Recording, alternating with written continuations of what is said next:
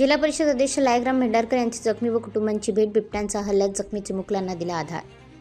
गेल्या 30 ऑगस्ट रोजी दिनकरनगर जवळी गोठणगाव परिसरात फिरण्यासाठी गेलेल्या काही नागरिकांवर बिबट्यांचा अचानक हल्ला केला. या हल्ल्यात विहान भवदोस राय हा चिमुकला गंभीर जखमी झाला असून त्याच्यावर सध्या गोंदिया येथील रुग्णालयात उपचार सुरू आहे. त्याचा मदतीला धावलेला अजय प्रशांत सरदार हे देखील जखमी झाले आहेत. ही धक्कादायक घटना समाजात. जिल्हा परिषद अध्यक्ष लायग्राम भेंडारकर यांनी जखमींच्या कुटुंबांची भेट घेतली. त्यांनी डॉक्टरांशी थेट संपर्क साधून विहान आणि अजय यांच्यावर योग्य ते उपचार होण्यासाठी आवश्यक त्या सूचनाही दिल्या.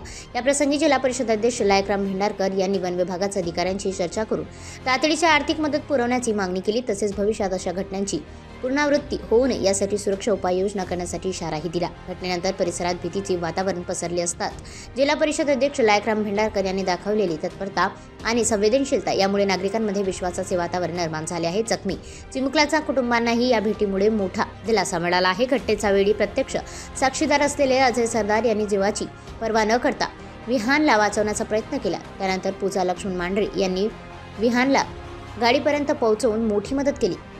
या सर्वांनी दाखवलेल्या धैर्याचे जिल्हा परिषद अध्यक्ष लायग्राम भेंडारकर यांनी विशेष कौतुक केले. या भेटीप्रसंगी प्रतापगडचे सरपंच भोजराम लोखंडे, रामनगरचे सरपंच संतोष मिद्रा, कोकण सरकार तसेच अनेक गावकरी उपस्थित होते. प्रशासनाकडून लवकरात लवकर आवश्यक ते मदत दिली जाईल अशी माहिती जिल्हा परिषद अध्यक्ष लायग्राम भेंडारकर यांनी दिली असून वन विभागानेही या भागात गस्त वाढवण्याचे आश्वासन दिले आहे.